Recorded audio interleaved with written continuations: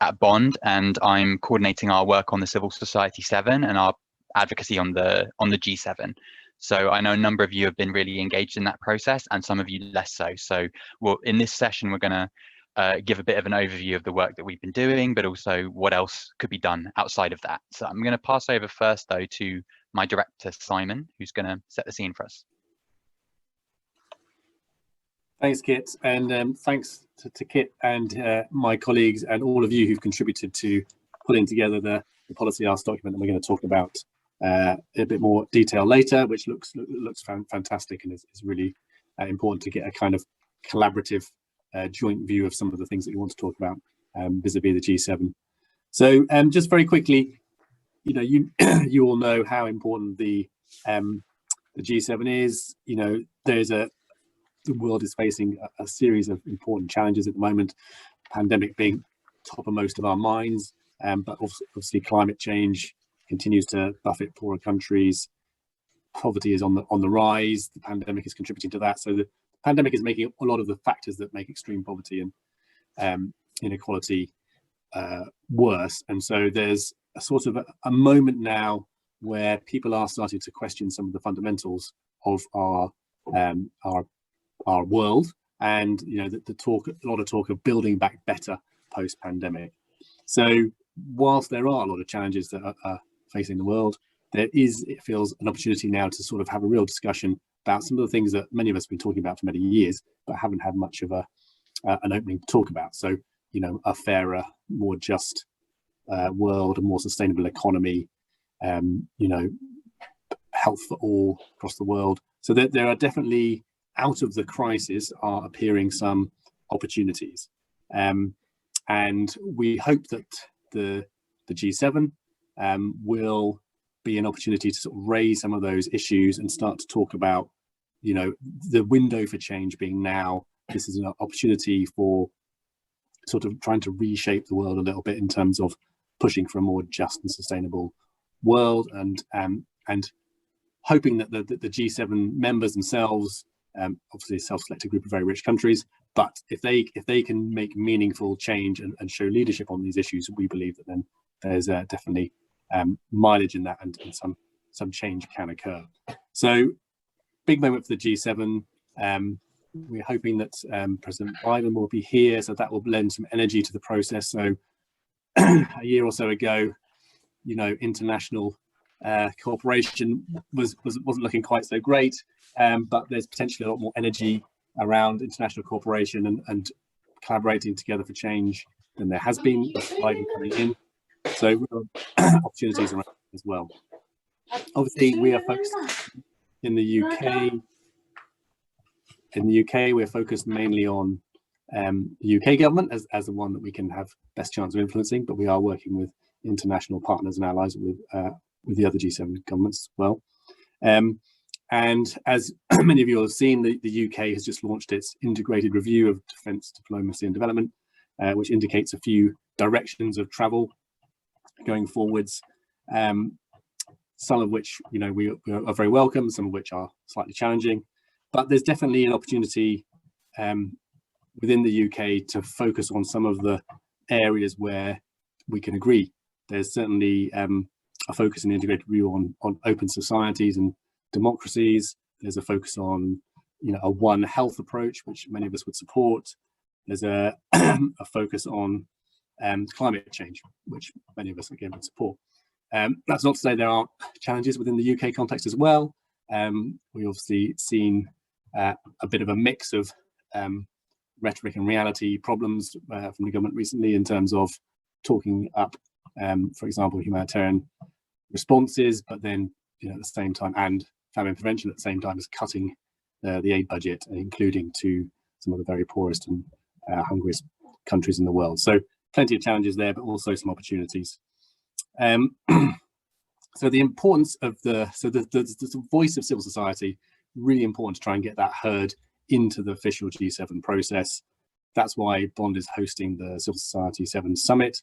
That's why I've been working with you all to pull together our policy asks and recommendations so that we can take those into the official process and try and get some movement on some of those. So really important to have a big group of you all feeding into this process, which there has been, and really important that you're all here with us today to think about how we can use those policy recommendations going forwards and how we can get some leverage around them, because as usual, it's quite a long list of things we want to see happen, but that's okay. We just need to think about which ones we think we can make the most progress on, and which and how all of us can work together collectively and individually to make change on some of those areas.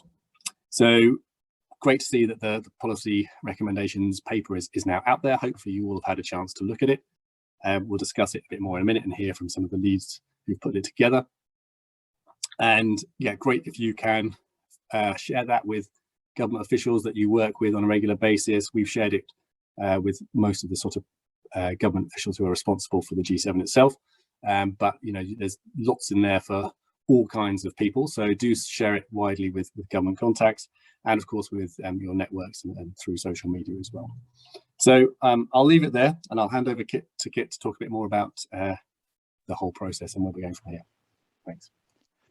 Thanks so much, Simon.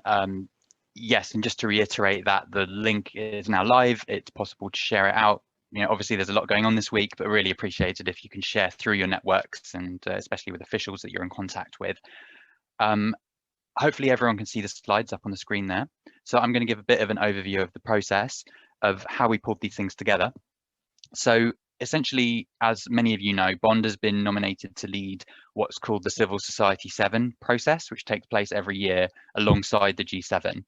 There are a number of other groups, for example, the Labour 7, the W7, Women 7, and Business 7, Youth 7. So there's a number of other groups like that.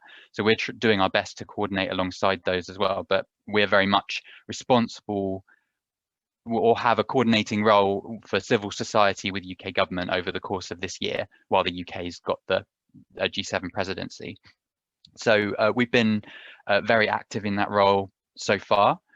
We pulled together a Bond G7 advocacy group a few months ago, which is looking at the overall structure of the G7 and is a space for sharing information. And we talked quite early through that group about what would be the topics that we'd want to focus on. And there was general agreement on 6 topics at that time, which are 6 of the chapters that you'll see in the paper, because they were also UK government priorities and issues where we as civil society have typically worked most actively in the past. And then later a 7th topic, conflict, was added because it came up the agenda of UK government. We also discussed a number of cross-cutting issues, for example, the rights of people with disabilities and women's rights and youth and young people as well. So that were kind of the different issues that we were working with. We decided as well quite early on that it would be best to engage through coalitions who were already active on these issues. So not to try and do it all or create new structures ourselves, but to very much go out to those coalitions who are working in those areas. So we outsourced the development of the asks, obviously working with and supporting those groups however we could, but it made sense to go through the experts in this particular case.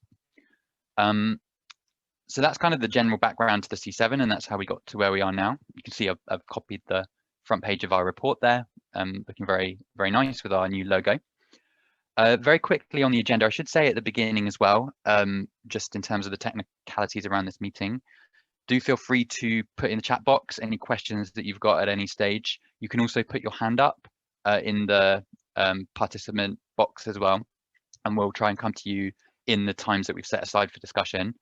And at the same time, if you could please turn off your mic when you're not speaking, that would be very much appreciated, just for background noise and things.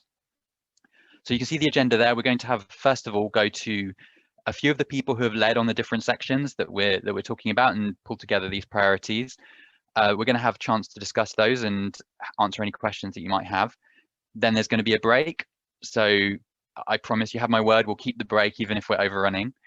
Then there's going to be a session talking about our overall strategy for this and next steps. So that if you've got any questions about what are we doing with these asks, how are we going to take them forward, that's for the second section after the break. And we'll talk about next steps as Bond. But then similarly, there'll be a breakout where we can talk about your next steps. What are you planning?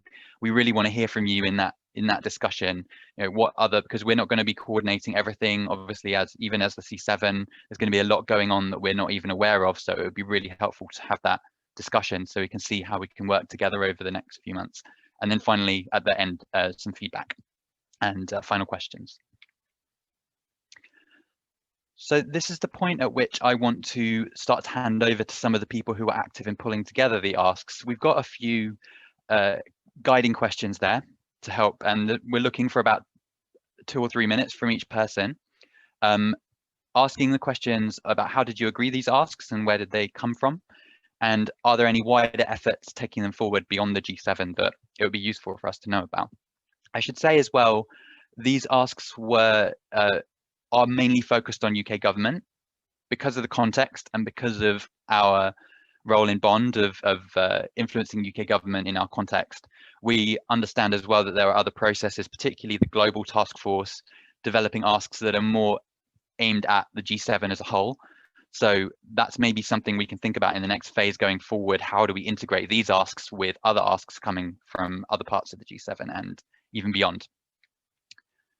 So I've copied those asks, headline asks, just for a prompt for people, but I don't know if anyone wants to come in on either the health or the climate side. I think Katie's on the line. I did see, but I don't know, Katie, if you would mind just speaking to sort of headlines on the health side.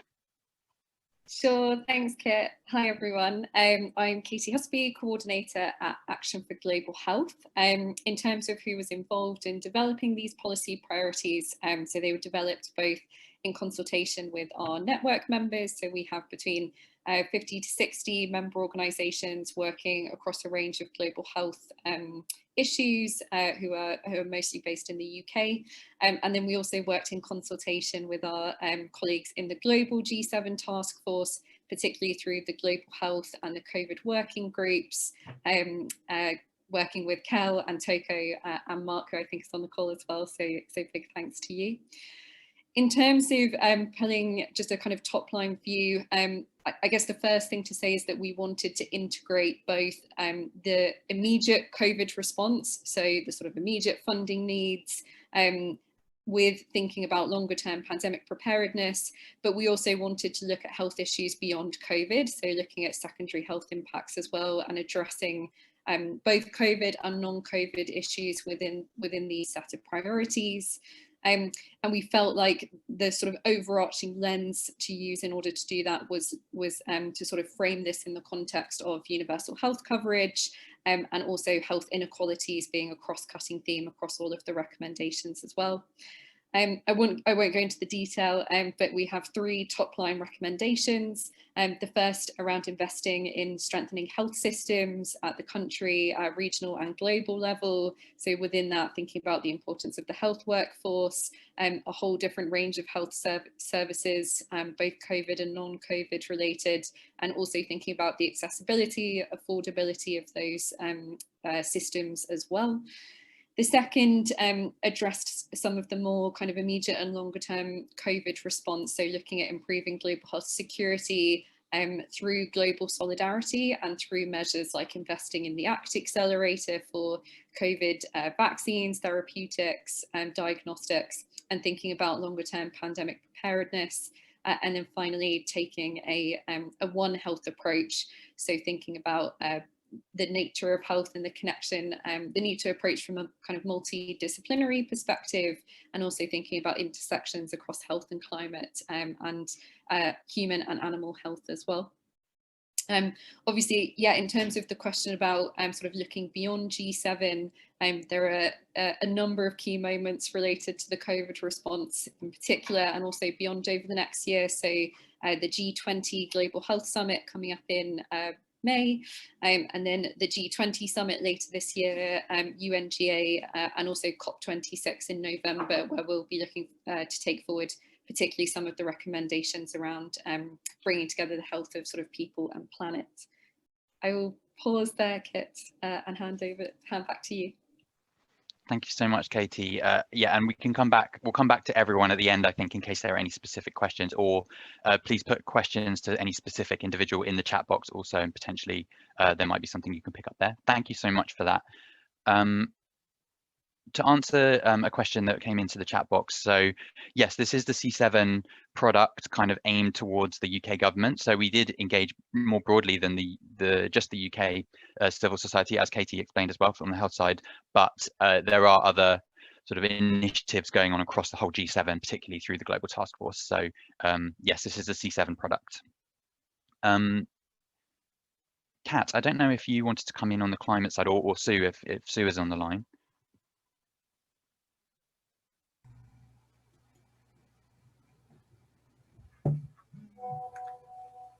Hi there, Kit. Apologies, sorry, I think Sue, I don't think she managed to get hold of the link actually, so I will do my best to feed in, and I'm trying to message her now with the information. So yes, so thanks so much. Hi everyone, I'm Kat. I coordinate the Bond Development and Environment Group, which brings together UK-based development and environment organisations to work on the nexus of kind of poverty, nature and climate issues. So in developing these asks, we work together kind of across our own membership, but then also globally through the Climate and Energy Task Force of the subgroup, sorry, of the Global Task Force. So we created a bit of a kind of steering group of kind of sort of 50% UK people and 50% kind of international people that have engaged through that subgroup around the G7 process in the past. And obviously, you know, this is a crucial year for COP26 and a lot going on with the climate agenda, and also for the Convention on Biodiversity COP that's also happening this year. So this was really about bringing together kind of all the work that the sector's already doing and the policy asks we already have around these issues, and what would be useful as a stepping stone at G7 to feed into, or to build momentum, or to provide springboards for action in some of those other forums as well. So we have kind of 4 top line asks in here. The first one is really to play a leadership role in the decarbonisation of the global economy. So obviously one of the crucial things happening around climate change mitigation at the moment are countries are coming up with their own nationally determined contributions to act on climate change under the UNFCCC process. But there's a huge gap between the Paris goal of 1.5 degrees and what those contributions add up to at the moment.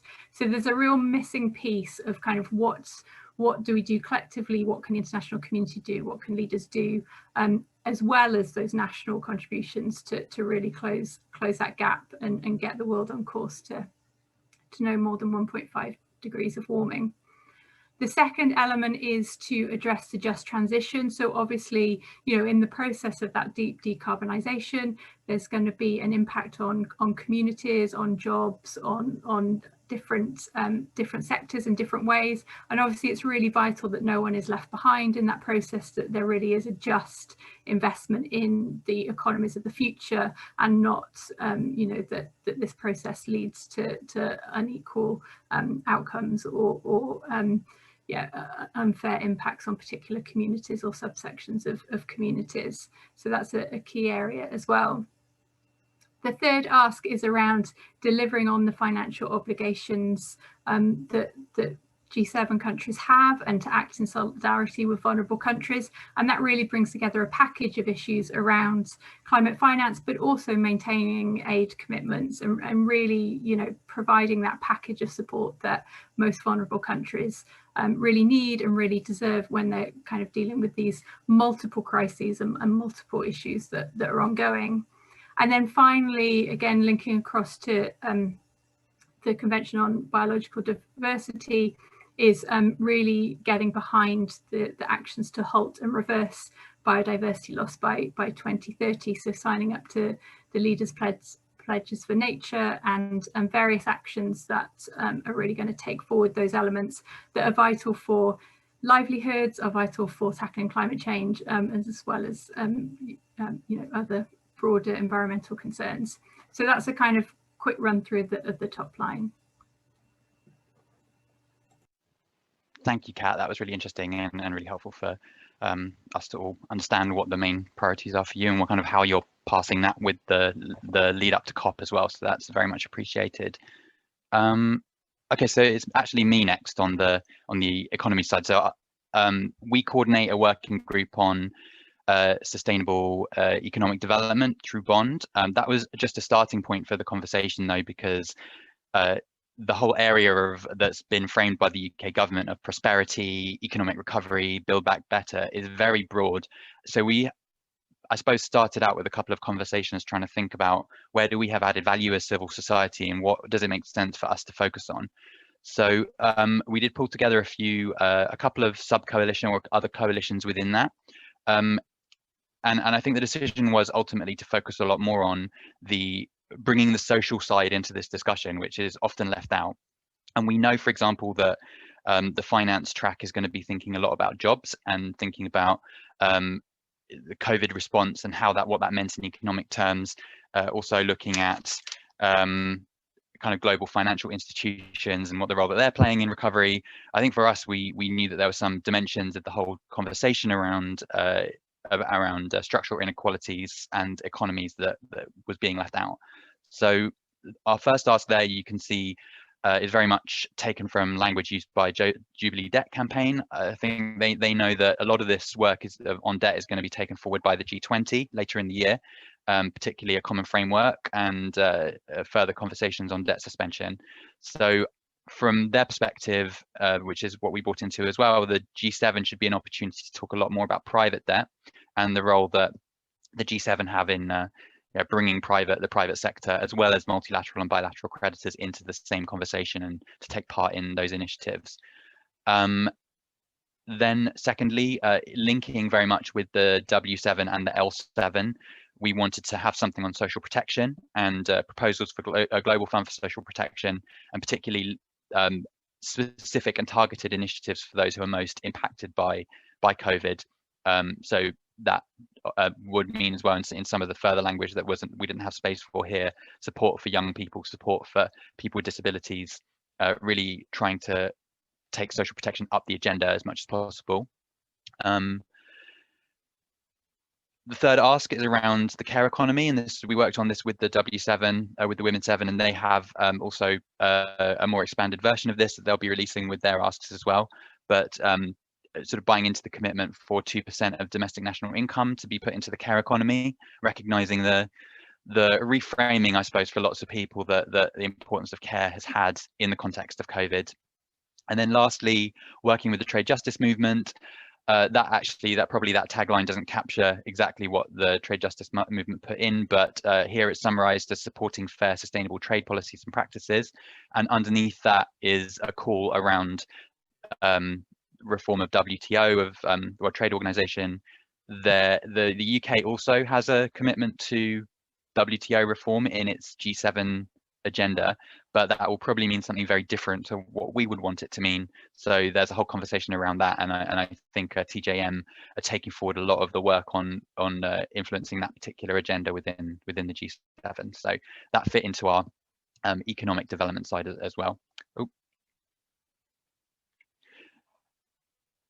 Rowan, are you on the line just to talk about the civic space asks, or shall I? Because Rowan might not be here yet. If she's not, then I can take this one. So Rowan sent me some notes to talk to these. That's my colleague who leads our... Yeah, I can do it. Oh, great. Okay. Apologies, everyone. We've got builders in at the moment, so there's lots of banging in the background. I apologise profusely, and Kit can take over. So we know that I'm Rowan, by the way, and I'm a policy manager at Bond, and I lead our civic space work. We know that open societies is going to be a key theme at this year's G7, and the timing of this year's G7 is crucial as well, because as a result of the pandemic, we've seen lots of governments and non-state actors take advantage to impose further restrictions on civil society. So this is a really key moment for the G7 to speak out on that. Open societies is a huge policy area, and it covers lots of different topics that are of relevance to our members. So it covers everything from anti-corruption and work on transparency through to media freedom and greater support for activists and organisations at risk. So there are lots and lots of different things that we could have asked for, and it was a real challenge to narrow it down to just 3. This process was led by the Bond Civic Space Group, and we also worked with the UK Anti-Corruption Coalition, which is led by Transparency International, and we had inputs from organisations across the Bond membership and also from human rights organisations outside of the membership. The 3 asks that we agreed on all are existing asks that come from policy work done elsewhere.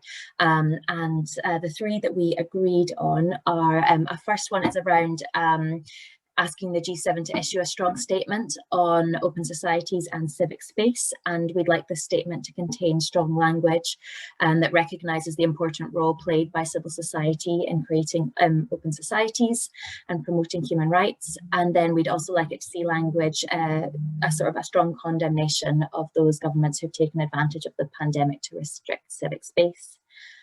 The second ask comes from a piece of policy work that we've been doing with Amnesty and others around increasing support for human rights defenders. And the ask that we focused on here is around creating good protection and preventative mechanisms for individuals and organisations at risk, and also around the provision of emergency funding and long-term flexible funding to enable organisations and individuals that work in places where space is closing to be able to plan for the future and to respond to risks as they emerge. And then the last ask was developed by the UK Anti-Corruption Coalition, and this is around pushing the UK to maintain its leadership position on anti-corruption and illicit finance. At the G7, we understand that there is going to be a statement which will be signed by the leaders on open societies. So we're working with our members and with others to try and influence the language in that statement, particularly around civil society and civic space, although we understand that there isn't going to be a specific deliverable on civic space, which is disappointing. But the G7 is the first of many multilateral fora that are happening this year related to open societies. So there's lots more opportunities to push this up the international agenda. And a big thing is going to be the US Summit on Democracies later this year, and we know that the Biden administration are very keen on doing lots around democracy, human rights and civil society as part of their refresh of the US's foreign policy. Refresh seems like an understatement, but hey. And I should say in the UK, we'll be looking to work with the FCDO to push them to develop a cross-government strategy on civic space, which takes an integrated approach.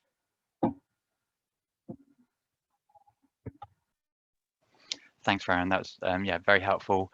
Yeah, I think that probably is an understatement, sort of complete reversal. That makes sense. Okay, we got the education asks now. Anya, are you on the call? Are you going to come in on this one? Hi, yes, thanks, Kit. Great. Hi, everyone. As Kit said, my name is Anya. I'm the Senior Policy Advisor for Education at the UK Committee for UNICEF. And together with Anna Darling, who's also on the call from Plan International UK, we co-lead the G7 Education Advocacy Working Groups here in the UK through Send My Friend to School, and also the Global Task Force. So our asks are very much shared across kind of G7 countries and within the UK context. And they come at a really crucial year for education. And I think we've talked a lot in the abstract and not to take this back to kind of what it really means, but I think for me, it's really striking that this year we've experienced so much educational disruption. There's a lot of attention on the G7, but there's also a huge need for action. And I'm really inspired by seeing so many young people really passionate about their education. And I think we see this as a real opportunity to reset the agenda and get Sustainable Development Goal 4 on track. So our asks outside of kind of in our other world are framed into a narrative called 5-10-25. So asking G7 leaders to commit to 5 years to achieve 10 actions to get Sustainable Development Goal 4 on track for every girl by 2025 and achieved by 2030. In order to make that a little bit more palatable and fit in with the framing that other chapters have used and other areas have used for the bond briefing, we've put that into 3 kind of main consolidated headings. So the first is getting Sustainable Development Goal 4 on track, and included within that we have COVID recovery, education financing, and quality of education. Then we have reaching every learner, ensuring that no one is left behind, addressing gender barriers, and really promoting inclusive education to reach every child, including those with disabilities. And then the last one is about building resilient systems. So really recognizing that COVID-19 was a massive disruption to education, but that should never happen again. We know that climate change is coming. We know that children will be caught up in conflict, unfortunately. And we really have this opportunity to use the lessons of COVID to build stronger and more resilient systems to ensure that no child experiences that level of disruption again. And so all of this is underpinned as well by a real commitment to including the voices of young people. So we've had young people comment on this narrative and our asks. They've written the standalone ask that we have on youth engagement, and they're also developing their own advocacy initiatives to really forward this message in ways that are relevant for them. So a real commitment to ensuring that young people are a part of this process. And with those young people and with 25 plus organizations coming together, we've now gotten to the stage where we have this kind of 5, 10, 25 narrative that is launching tomorrow. And then we'll be having a briefing that kind of lays that out a little bit more clearly and again kind of makes reference to how it's been framed here in the Bond C7 document. And then that will be coming out sort of in the end of April, hopefully beginning of April, end of April, and all of this is feeding into what we hope will be a really strong girls' education declaration, which the UK is hoping to achieve at the G7. And as I think other colleagues have mentioned, it's a huge year for all of our issues. It's like when you come back from holiday, right, and you've got loads and loads of plans with your friends, you've not seen them for weeks. I feel like that's what 2021 is. So we've got the G7, we have a Global Education Summit, we have the Generation Equality Forum, COP26, etc. And all of these asks go throughout all of those opportunities to ensure that we're always saying the same thing, always calling for resilient and inclusive systems, and always working together to really make the most of the opportunities that we have. That's it from me. Thanks, Anya. That's a really important reminder. And this is maybe one of the ways in which we can make sure that we're not just going through our separate processes, but we're trying to work together as much as possible. I think that's really important to keep in mind. I'm just going to go to the next slide now, but I think next up would be Caroline, if Caroline's on the line. Hi, yeah, thanks, Kit. Hi, everyone. I'm Caroline. So I'm the Senior Policy Officer for Nutrition at Concern Worldwide. And Concern, we're coordinating these recommendations on food security and nutrition. Just to say, I was leading this process with my colleague, Rachel, who's our Senior Campaigns Officer, also on the call as well. So just trying to remember those sort of free framing questions, but how we sort of went about this and who we worked with. It was mostly through like different networks. So we have ICAN, which is the International Coalition for Advocacy on Nutrition. So quite a lot of those members were helped us to shape these recommendations.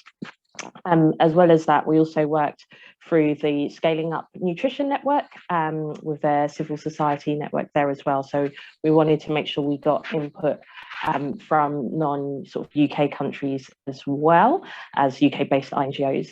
And then as well as the more development organisations, we also reached out to more humanitarian ones, such as the IRC, and then also other organisations as well that deal with more on the sort of agriculture, climate sides like IIED. So we had quite a good broad spectrum of organisations to work with. And then we worked together to pull together our sort of top 4 asks. So first one really around the prevention of food and nutrition crises, particularly famine prevention. Throughout last year, we were hearing more alarming reports and concerns of, famine on like a biblical proportion, and just, with the COVID pandemic, the impacts on people's access to food was severely diminished. So we wanted to put that sort of front and center, and how that needs to be a core part of the humanitarian response. We then recognized in order to do this, you need like a stronger sort of system where early warning and early action is very much front and center of that. And so there needs to be that flexible funding available as well. And then we recognize that it's not just, as much as the headlines grab in terms of, risk of famine and so on, and malnutrition, we also recognize it's sort of much wider than that as well, and we're increasingly seeing in a lot of countries as well high proportions of people becoming obese and overweight. So a lot of work needs to be done on that full spectrum. And so our third recommendation really spoke to around, you know, better integration with health systems and so on. And so we work with the health group as well in devising that. And then finally, as Hanya was talking about, you know, there's 2021 is, you know, a very busy year, and there's key moments. So G7 very much the start of that, but we also recognise things like the Nutrition for Growth Summit, COP, and also the Food System Summit. So these are all, you know, key things happening, and that needs to be embedded in our recommendations package as well. So that what we want to see is that everyone, particularly those who are poorest, get access to, you know, sustainable, nutritious food. So that's a quick run through. I hope I've covered everything. Thanks, Caroline. You definitely did. That's really, really helpful. Lastly, Ellie, who coordinated the for Crisis Action. Hi folks, my name's Ellie Kennedy. I work for Crisis Action. We are a global organisation made up of a range of different members, all focused on the protection of civilians and the protection of human rights in conflict settings. So a lot of Crisis Action members are also bond members, from the humanitarian organisations to the human rights organisations. So we as Crisis Action kind of worked with both our members and Bond's conflict policy working group to develop these recommendations, and they are 3 thematic recommendations and then 1 recommendation focused on specific crisis and conflicts. I suppose I feel like they are sector-wide recommendations that a lot of organisations have been making for a long time. Here we tried to really focus in on what is unique about the G7, i.e. that they're rich and they have quite a lot of diplomatic weight / power. So addressed our recommendations along those lines. We also know, we heard from the Foreign Office that there was going to be, even though it wasn't initially stated, that there would be an interest from foreign ministers to focus on conflict specifically in the foreign ministers meeting, and that they are looking to organise a specific section of the meeting just on conflicts. So we saw this as a great opportunity to try and shape that agenda.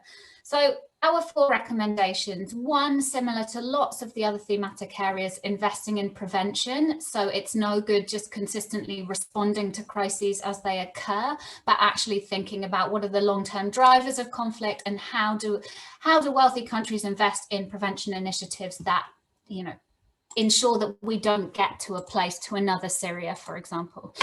Number 2, looking at what G7 countries specifically, what their civilian protection strategies look like. So particularly for countries that have a big military presence, as you will see, in the UK have just invested a huge amount of money in their new defence programme.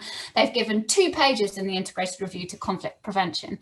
So we're looking at what does an efficient protection of civilian strategy look like that crosses development, defence, and foreign policy, and trying to encourage G7 leaders to put that in place within their own countries and then share best practice at an international level.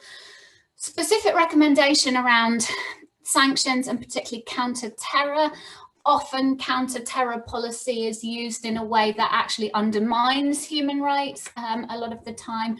There are good examples in the Sahel region, for example, for any of you who are familiar with that, where there's been a strong counter-terror push and actually has ended up in sparking violence rather than dampening it.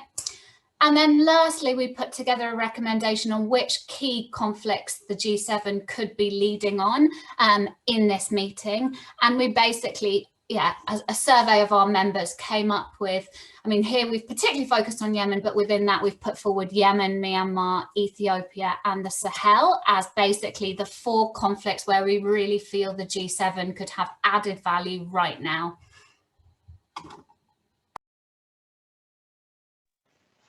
Thank you, Ellie. Yeah, that's very helpful, and yeah, a shame about the fact that this doesn't get much attention in the integrated review. I mean, aid and development in general didn't, and I think that's disappointing for those who aren't from in the UK policy space. A big new government document was published today, which on some points was a bit disappointing, I guess, and we need to think about how we respond to all of that. But yeah, really useful. Right, so so next bit is discussion. It was really helpful to hear from everybody on the specific areas that they're working on. I'm just going to stop sharing now, actually, so that we can see each other properly. Right, so we have a bit of time aside for discussion, and I think it's worth sort of recognizing that these asks are focused on the UK government. As I mentioned at the beginning, we are going to be looking to build on them and bring in other perspectives as we go forward throughout the year, whether that's the Global Task Force or kind of perspectives from outside of the G7. But these are our policy platform that we're going to be starting to influence officials with, and kind of taking those through various channels, and we'll talk about next steps in the second half of the meeting. But does anybody at this stage have any questions they'd like to ask about anything that they've just heard, or any other points they'd like to raise? You know, people might feel like there's something important missing that they'd like to add to the discussion, or to add a different perspective from outside of the UK policy space. That would be really interesting to hear as well. So if anybody has any questions, do please put them in the chat box or put your hand up. I'm also looking down the list of people if we don't get any questions, just in case there are some perspectives it might be useful to hear from. But does anyone have any questions at this stage?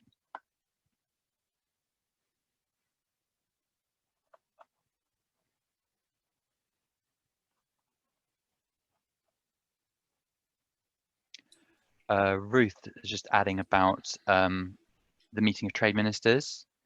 I mean, would you like to come in on that, Ruth? I kind of summarized the trade stuff earlier, but I don't know if you wanted to say a bit more about that, because obviously you've been taking that forward more than we have. Sure, yes, I can do. So there is, for the first time in a G7 meeting, there's a specific track on trade, and we've been involved in a roundtable on that.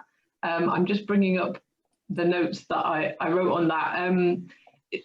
The issues they want to cover are quite interesting, but the last roundtable that we went to suggested a really low level of ambition in terms of what they want to say about trade and the kind of commitments that they are hoping to come out of it.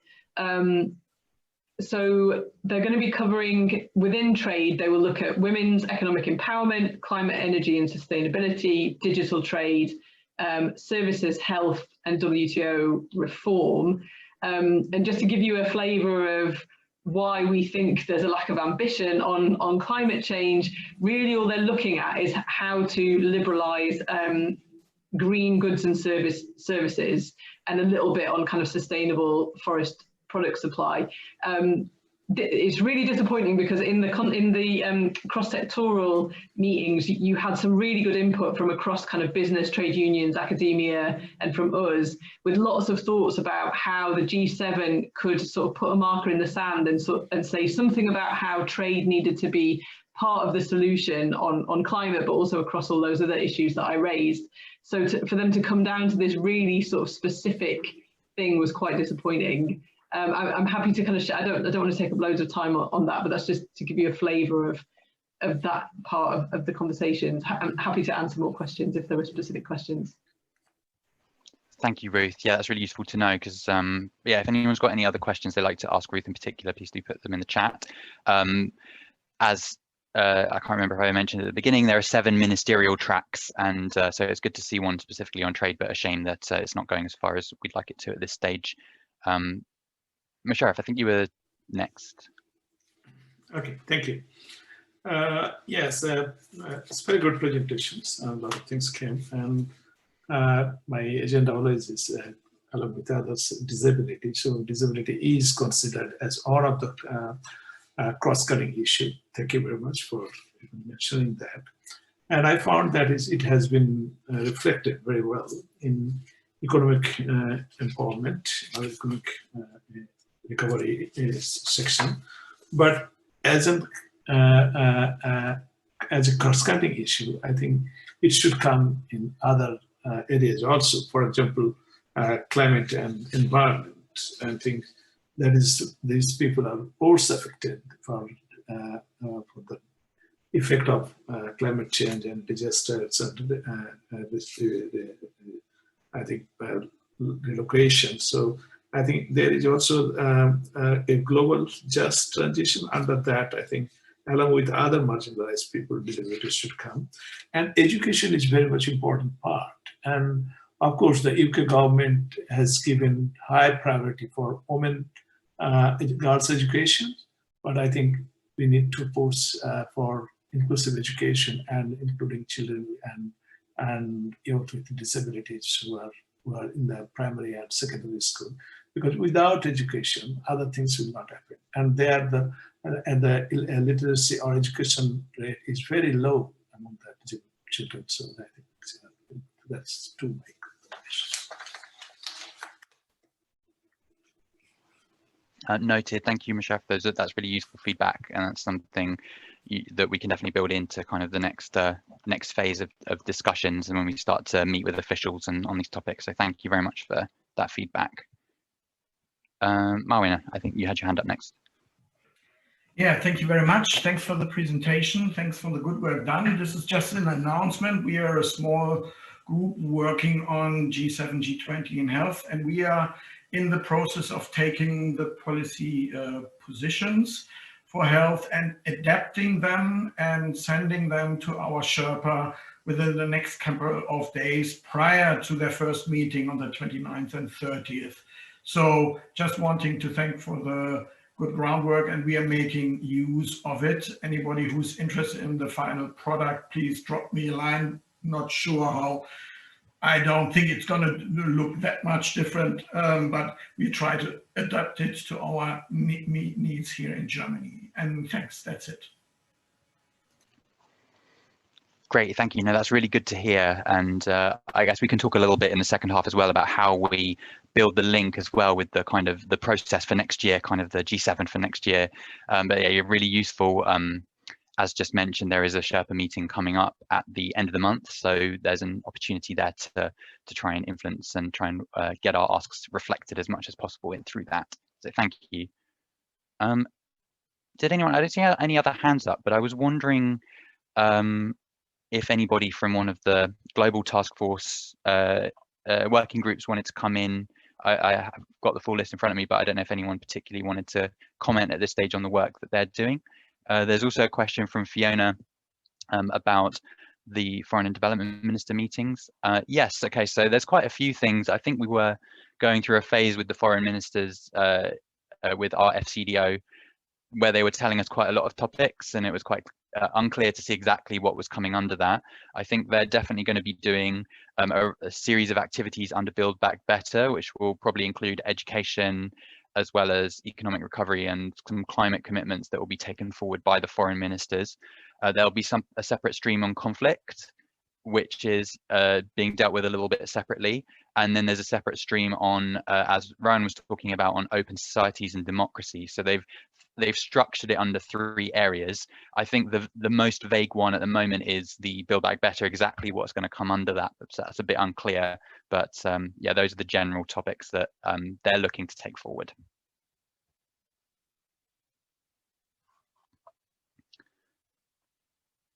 Any other comments from the, oh, sorry, yeah, I didn't realize, I thought that was an old hand. Yes, Marwin, please come in.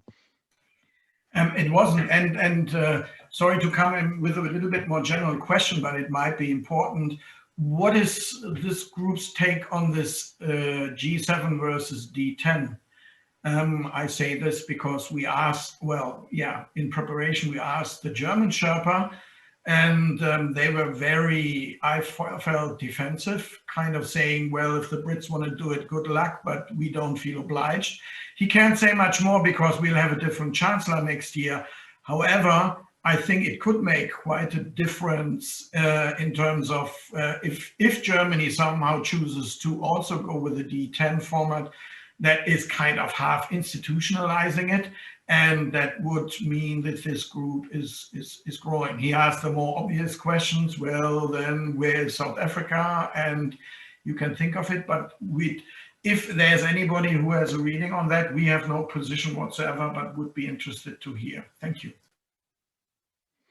No, thank you. I just responded, Jamie, thank you for your point on the fact that you're also talking to the US Sherpa team. That's also really appreciated. And Yeah, in response to that, I mean, maybe someone on the line's got more intel than we do. We understood that that was something that the UK, and I think the US as well, was pushing for the expansion of the G7 into a D10 or some kind of other structure, bringing in the 3 other countries that will be invited to this year's meeting. So that's India, South Korea, and Australia.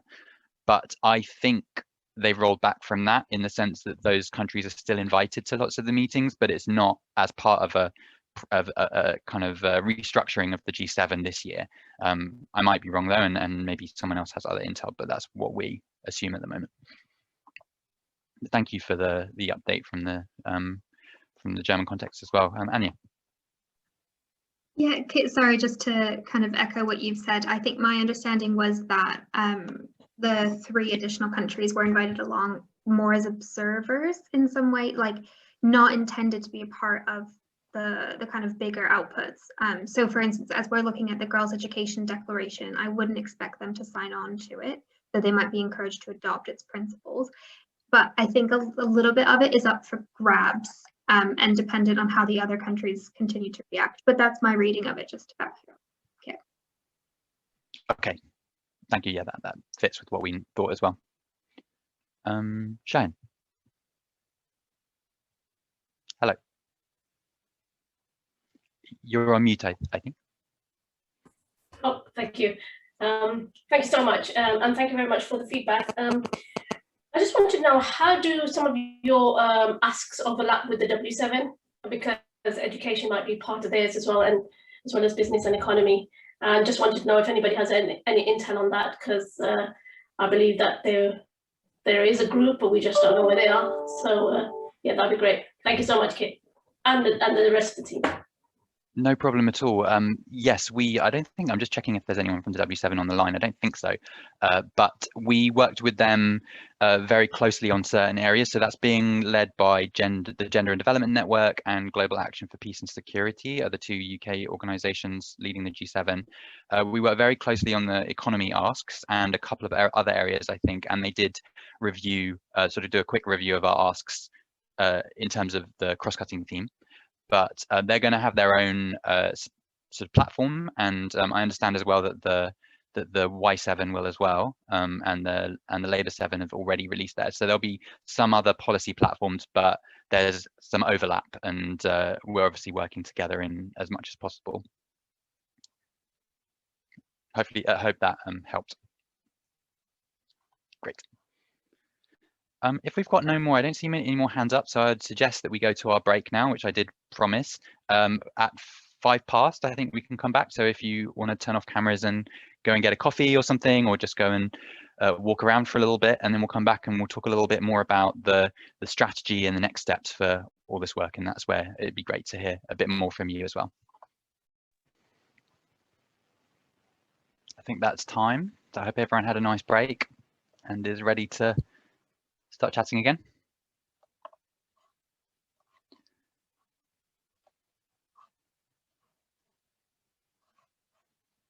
It's hard to know if everyone's back yet, but I suppose I'll just start speaking in a minute, and then hopefully I'm not speaking to myself.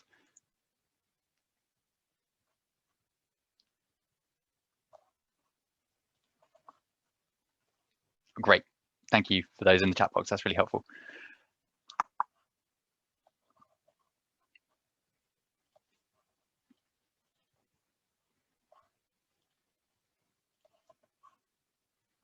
Great. Okay, I'll get going then. So the next item in the agenda is to discuss our strategy and our next steps for these asks and what we're planning on doing with them. And so I was going to speak for a little while on that, and then the idea after that is to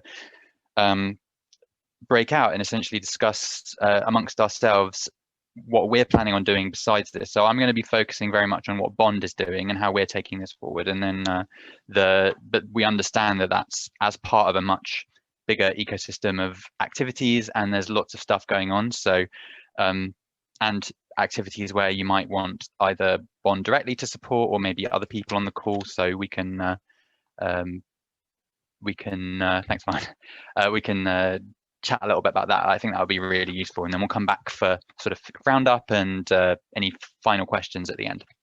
So at the beginning of this process, we pulled together, with the support of our Bond Working Group a couple of lines on what we wanted to try and achieve through this process, because we were aware that if we focused purely on the official process and the official commitments, that we might end up being disappointed, because although we can advocate for more space for civil society through this, there is a chance, of course, that will be ignored, and there's a chance that if we just limited our asks to things that we think will get picked up by government, that it might look very narrow and look not ambitious. So we wanted to try and keep the balance right. So try and keep that insider and outsider strategy as balanced as possible.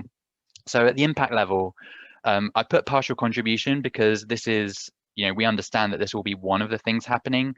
There'll be lots of other activities taking place, and some of it will be completely out of our hands. So we'll be contributing with lots of other initiatives and groups to decisions and actions taken as a result of the G7, contributing to a sustainable, inclusive recovery from COVID-19, and tackling fundamental global injustices affecting the world's most marginalized.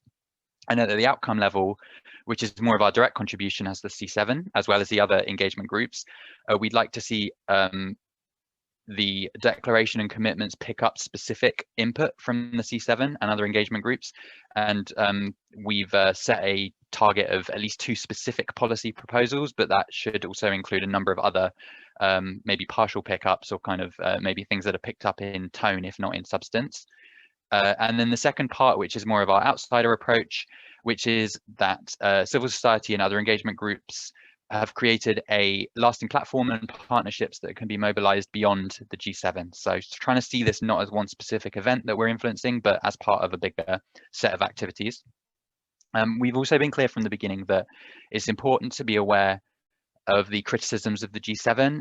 There are some very valid ones, and sort of try and think through this process about what would we want the role of the G7 to be. Obviously, they'll have a sense, governments will have a sense of what they would like to be doing, where they'd like to be showing leadership on the world stage, but we might also feel differently and feel that the G7 has a specific role to play, and that there are more appropriate roles for the UN, the G20, other bodies you might care to mention.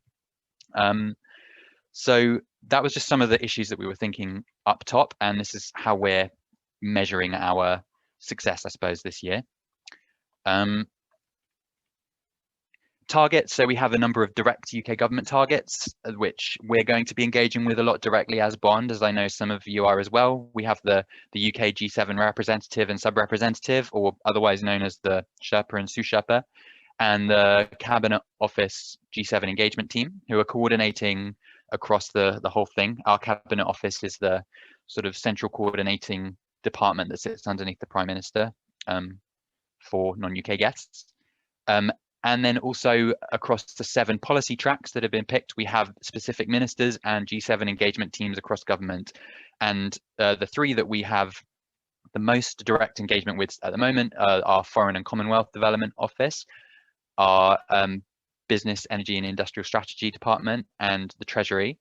But then, as Ruth mentioned, for example, links to the Trade Department, there are other links across our network. Then there's a kind of indirect engagement with UK government. So this might be with officials who are not working on the G7 specifically, but they are being pulled together into policy discussions that will influence the G7. And that's where it's not necessarily us doing that work. It's a lot of you who are already in contact with these teams, have probably been doing it well before we even started talking about the G7, and are continuing to do it. So that's an indirect way in, because a lot of officials will be their thinking will influence the agenda of the working group meetings that will take place between the different G7 countries. And then at the same time, obviously, those processes are going on in across all the other G7 governments and the 3 other countries who are invited. So there's the G7 representatives from each other country, officials, leaders, potentially embassies and high commissions. We did send our policy asks document to the embassies and high commissions as well, and we'll let you know if we get any responses. So that's the whole set of potential targets that we have across the different governments, and we'll be more or less active as Bond in those different spaces. Allies, as I've mentioned before, we have the Global G7 Task Force who coordinate on the G7 every single year and have 4 working groups, I think, at the moment, although there are others that operate at different times. Peer networks across the G7 and in the UK. So there's the equivalence of Bond in different in the other G7 countries who lead the C7 process, and other peer networks like Action for Global Health, like the Bond Development Environment Group, others who are active within our ecosystem as well. The other engagement groups I've already mentioned that exist every year, some supportive officials who could be considered allies, and campaign and mobilization groups. For example, in the UK, there's a big mobilization coalition called Crack the Crises, which is being led by Save the Children and One, who are doing planning and mobilization for the G7, but are also taking the conversation throughout the year. So not just focused on the G7, but I think on COP and other activities as well. So it's important to be coordinated with all of those different efforts. I've sort of pictured this as probably more useful for me than it is for anyone on the call, but I wanted to talk through sort of how we're seeing this fit into this specific document that we've just published, fitting into a broader set of advocacy. So the red ones kind of are where Bond is going to be the most active. We have the UK C7 priorities that have just been published. That will then be used to influence or to shape the communique that will come out, and there's going to be a C7 summit that's in April on the 19th and 20th, and we've just closed the pre-registration for that, so those who have applied will know soon whether whether they're able to come or not. That platform has been provided by the Cabinet Office, but we're in charge of the agenda and participants and all of those other issues. But at the same time, the communique will be building on our priorities document, because it will also reflect the priorities of CSOs across the G7 and beyond the G7 who will be attending the summit and will be engaging with alongside the summit. Those priorities have been shared directly with officials as well, so we'll continue to do that and open up the space as much as possible for civil society along the working groups, the G7 working groups that will take place between officials. So outside of the communique, there'll be that direct engagement and communication. At the same time, I've also said that will happen with other G7 officials that will be taken forward by our peer networks and other platforms. And there'll also be other communiques coming out of the different engagement group summits, for example, the Labour 7 Summit and the Women's 7 Summit, and other lobbying efforts that I know that you're all engaged with. All of that will, hopefully, things going well, influence the outcomes of the G7 ministerials, and they're taking place, as far as we know, from May to September. So we don't have specific dates published yet, but we've been shared some drafts. So they'll begin pretty much from early May with the foreign ministers, and then in late September, there'll be other discussions. I think there's actually going to be a second foreign ministers at the end of the summer, and then a number of others. So all of the 7 tracks will be reflected along then, and most of the key decisions will be made at that stage. So that's the point at which we'll pretty much know, at least behind the scenes, what particular commitments are going to be made at each level. And then that work will go into the outcomes of the Leaders Summit, which is in June. So in Cornwall in southwest England, and from the 11th to 13th of June. And I've also put in kind of public pressure that will hopefully influence the outcomes as well. And that could be the mobilization efforts taking place. So this is, I understand, requires a level of assumptions. It requires at each stage a level of openness from officials. It requires an opportunity to influence the ministerials. We are still working very closely with the Cabinet Office to try and push for as much CSO and other engagement as possible alongside these meetings. So that does require that space to be open enough for them to hopefully influence those outcomes. But that is the direct process that we're taking these asks forward with. At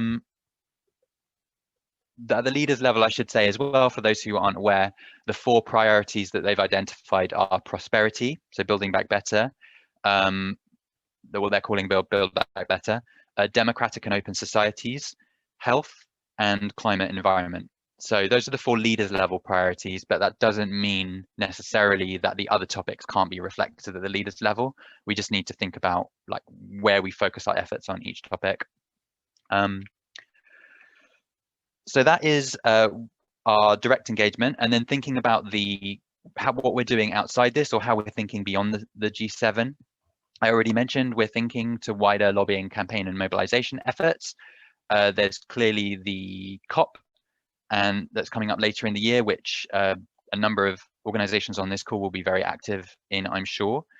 The 2022 G7, so we're coordinating with German partners as well, and the G20. So we've their activities are mostly just starting, but that's being coordinated through Italian partners as well. So we've just had a couple of updates in the chat, but the Y7 economy track is looking to focus on decent work and adequate social protections and economic cooperation. That's really useful to know, Dominic. Thank you very much for updating that.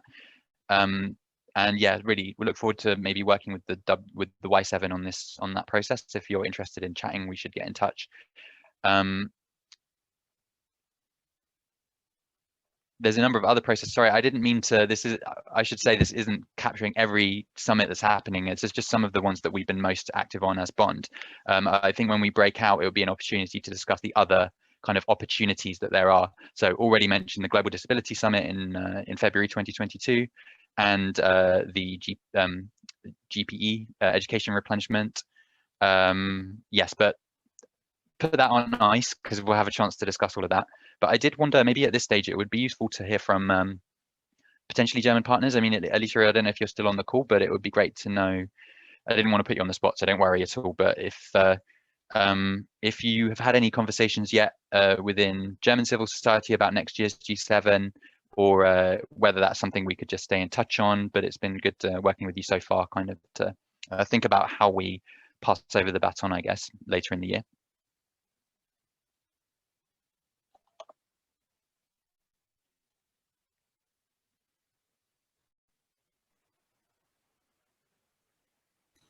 Yeah, sorry. Would you like me to respond now then? Sorry, yeah. Okay, no, I moved my internet. It's not good. I'm sorry. So yeah, we had a few meetings with the German society so far with the Sherpa a few weeks ago, and we are continuing to have several advocacy formats on general subjects on G7 and G20, also with the finance ministry and the cooperation ministry. Right now we are not, we can't confirm yet how exactly our coordination will be next year. It hasn't been approved yet, like the financial part of it, but we think that everything is going to work out fine. And we don't have any thematic focus so far. Like, we will be watching how everything will develop this year, and also what the priorities of German government will be, and what we can build on of your coordination work as well. And there's some like specifics that Marvin, I think, mentioned already earlier on, is that we have like the general election. So it is possible that it is going to be a little bit like Italy, like different, but just in the sense of that the actual, like the government right now will not give us any perspective on what next year is going to be like. So I mean, we know the general topics, right, which is going to be global health, climate, recovery, green recovery, recover better, all this. But there's no like real orientation between this before. So, but I guess like during the civil society summit, we will discuss that further. Great, thank you, Elisa. I'm sorry for putting you on the spot there. I didn't mean to, but yeah, it's really helpful to hear from you, and I guess we'll just stay in touch over the coming months. It is quite early. How about, I mean, the second one was potentially from Crack the Crises, but I don't know if anyone from Crack the Crises is on the call. Again, I don't want to put anyone on the spot, but if those who have been active in that coalition would like to come in, do feel free to pop your hand up or just to start speaking. Otherwise, if not, I can just share information as we go, because I think that the specifics of that are still being developed, but there will be some kind of mobilization in June and some kind of action that we can get involved in. So we'll share more information on that. Maureen asked about sharing the policy messages with governments. So we do have a list. We've shared it directly with the G7 engagement teams that we're in touch with. So FCDO, BEIS, the Treasury, and DCMS as well, so culture, who are taking forward the digital and trade side of things. So And also the high commissions and embassies, we sent those to sort of, we let our peer networks know about that as well.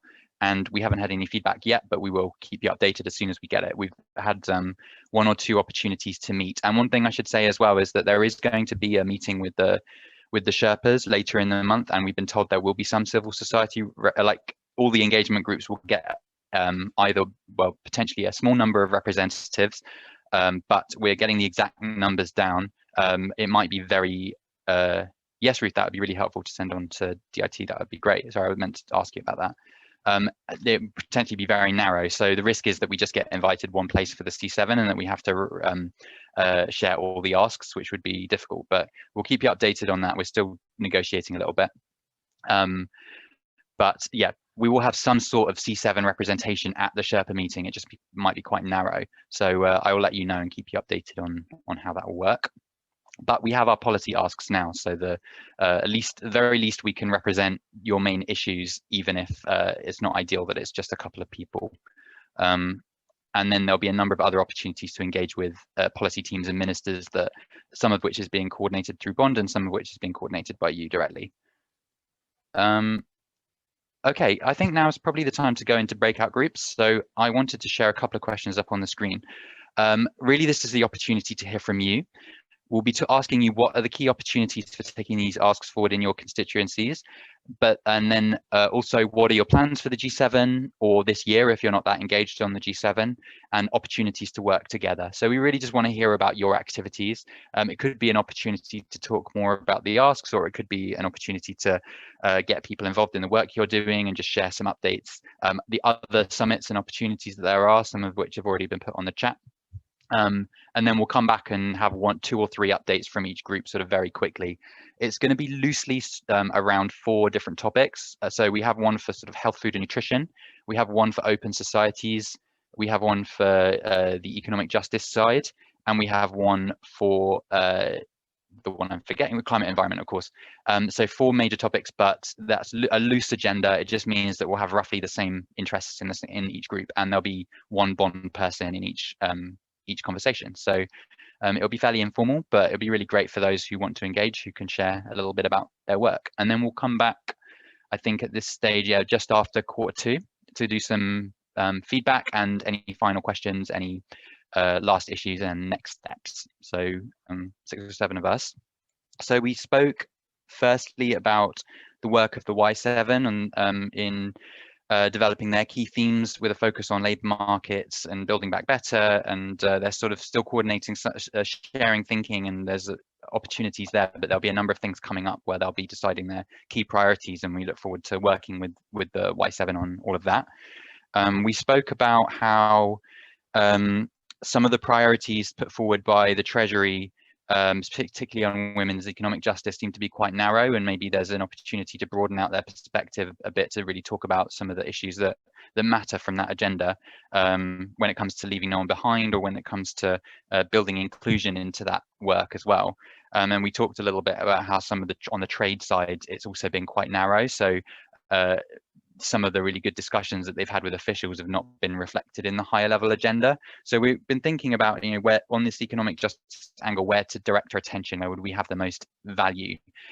We have 1 or 2 meetings coming up with the Treasury in the next couple of weeks, and then the Sherpa meeting at the end of the month. So I think we need to relook at our economic recovery asks and decide where is there the most value in pushing harder, and where do we think we'll be able to make some progress with officials directly. But it does seem as though maybe it's better to focus our efforts on the Treasury than trade for now, but we'll see how things develop, and we want to keep coordinated on that. And we had a bit of a discussion about kind of, women's economic empowerment and what would be the value of particular angles to approach that issue. And we talked a bit about the commitments that might come out of the Treasury on the finance side and the economic justice side. We're not sure yet, so we don't know the details. Probably something around WTO and the World Trade Organization, but we're not quite sure what else there will be on the finance side. So that's where we need to do more digging, find out more, talk to officials more, and hopefully there'll be opportunities for us to engage as well. Anyone else from one of the groups? I can see Lena. I don't know if you wanted to come in on your discussion. Yes, thank you, Kit. So we've got quite a few things coming up, despite the big one of COP, obviously, on climate change. Venn was organizing a civil society conference looking at the European African cooperation on climate change in May. There's no website yet, but this will follow. Then the Climate and Energy Working Group of the Global Task Force is having a global call on G7 on March 30th, and others are welcome to join. You can reach out to Kat Pattengilks, sorry, from the Development Climate and Development Group here at Bond. And they are also having a Climate and Development Summit on the 31st of March, targeting especially the G7 countries. And then lastly, from there have been talks that the Climate and Development Ministerial Track is wanting to focus to hear more from the most vulnerable affected countries. So this will be an opportunity to make sure they really follow through on that and to hold them on account. So there will be a lot of information gathering and sharing on this track. Great, thank you. That sounds like there's a lot going on, and more specifics as well, which is really good to hear. Simon, you're next on my list that I can see. Hi, thanks. Yeah, we talked about sort of health and food security. We unfortunately, Katie from Action for Global Health had to drop off the call just before we started, so I was a bit exposed in my lack of global health knowledge. Although I have got a bit of a background in food security and nutrition, as did some of the people on the call. But we did talk about the sort of, you know, there's an opportunity around health at the moment. You know, people talked about the doors being open to talk about health and some of the things that we would like to be talking about for a long time, but there's a bit more space to talk about them. So the risk is that it gets very COVID focused. So we need to make sure we don't allow it to go down that track, and we make sure that it focuses on, you know, health systems and the One Health approach. So sort of that's a real kind of opportunity. There's obviously lots of other things going on this year other than the G7. So there's also the Nutrition for Growth Summit towards the end of the year and a Food Systems Summit as well. So they're linking in the sort of healthy people, healthy planet, and all the rest of it, and the kind of One Health approach. So I think that's important. We also talked a lot about the importance of collaborating amongst ourselves. So you know, how can we make sure we collaborate across the different G7 platforms that we, you know, so our colleagues that we've been talking to already. Should we think about some joint statements or some joint events so it's not just about the UK, not about UK civil society trying to lobby the UK government, but we're seeing a, you know, civil society across the piece lobbying their governments. We think that might have some value. Obviously, hopefully there'll be some public mobilisation work around the G7 and the COP, which would be useful, and idea to do some things in Parliament too, which we may be able to team up and do some work with. And then, of course, making the links between all the different sevens to make sure we have a sort of joined up approach across those. And lastly, we talked about the need to make sure in our messaging that we're being kind of integrated in our approach and not being too siloed down our different fields of expertise. You know, when someone talks about, you know, girls' education, and which, you know, we know is a real favourite of the UK government, but that on its own, if children are malnourished or, you know, insecure or in extreme poverty, is not going to help. So that making sure we're taking a holistic approach to all of the issues that we're talking about there. So yeah, I'll leave it there. Thank you, Simon. Yeah, that's really important to remember. I just wanted to respond to a quick comment in the chat about from the U7. No, thank you for that question. How do we coordinate? So we're in touch at the moment with Sophie and sort of the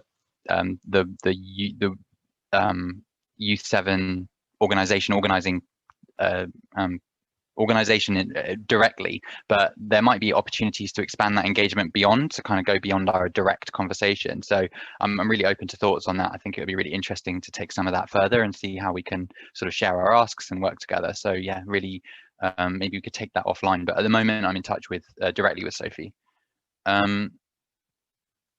Okay, lastly, Rowan, who was in the fourth group, I think.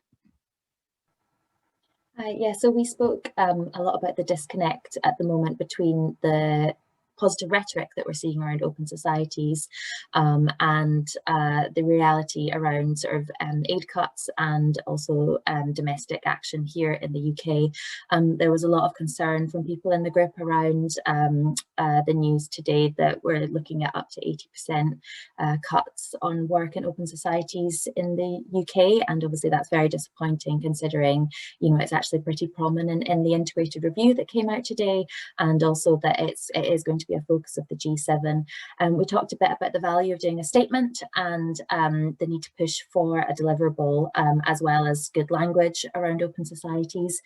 So the G7 has already identified sort of 6 priority areas within open societies. So we're going to look at how we can perhaps integrate our second ask around greater protection mechanisms for human rights defenders into one of those existing priorities. So we'll be working together to do that. And yeah, that was the main. If anyone else wants to jump in, that was the summary of our discussion. Great, thank you. No, that sounds very concrete. Sorry, there's someone else coming in. Yeah, sorry, I was just going to add that one of the things that we also touched was on consultation and future consultation and what opportunities there will be to feed into strategy on open society. So generally with FCDO that we don't see a process yet. Thanks, Patricia. Yeah, that's again really important, and we hope there will be some sort of a process around this rather than just updating us when they've done it, kind of thing. So yeah, very promising in some ways, and then a bit more worrying in others. I wanted to close up. I was going to close it up because I know it's been a long meeting. Eddie, you had a comment in the chat about the Secretary General. I don't know if you wanted to come in on that and whether it would be useful for the group to know, just quickly, like in 1 or 2 minutes or something. Oh yeah, thanks, Kit, and thanks for organizing this. Yeah, this 2 hours call. Yeah, so the Secretary General is identifying 5 key priorities for the G7 summit, and you know, the G7 is seen as a platform to amplify multilateralism on climate, COVID, finance, etc. But their key message is going to be on finance. So finance for COVID, which is linked to health, and you know, I think one of their objective is to convince finance ministers to engage on fossil fuel subsidy reform, and their key overarching message is that increasing finance for development and climate is only good enough as long as you decrease finance for that is financing the problem. And so I think it's really smart that you meet with Treasury. But if you want, I could send you a bit of their their thinking, their 5 ideas on finance, because I think they capture what is it that they want on multilateral development banks, on fossil fuel subsidies reform, climate finance, etc. So yeah, that's it. Thank you, Eddie. Yeah, that would be really useful if you didn't mind sending that for any opportunities we do get with the Treasury or any other officials. And yes, that would be much appreciated. Thank you. Okay, I would just very quickly on last steps. So we're going to share the notes from this discussion. I wanted to say a massive thank you to so many of you for joining. We've got really great participation from the UK and beyond as well. So I think that's really a good start for the next few months. There are going to be a lot going on, a lot of different engagement opportunities. So it's good that we can kind of at least see where the crossover is between all our different areas of work. We'll be we're continuing to share the asks directly with officials, and it would be great if you could do the same as well, where you have an opportunity to do so. And of course, there'll be the Civil Society 7 summit coming up, and we'll share more information about what that looks like. But we're hoping that will be a really useful and interesting event. And we'll continue our work with other coalitions, especially the Global Task Force and the other engagement groups. So for now, I think that's probably enough. And it's yeah, thanks so much. It was really good to speak to you all, and thanks a lot for coming on a Tuesday afternoon. Bye, everyone. And thanks a lot to Lena and Lena and Simon and Rowan for supporting as well. It's much appreciated. Thanks for an awesome moderation, dear kids. Have a wonderful afternoon. Thank you. Bye, everyone.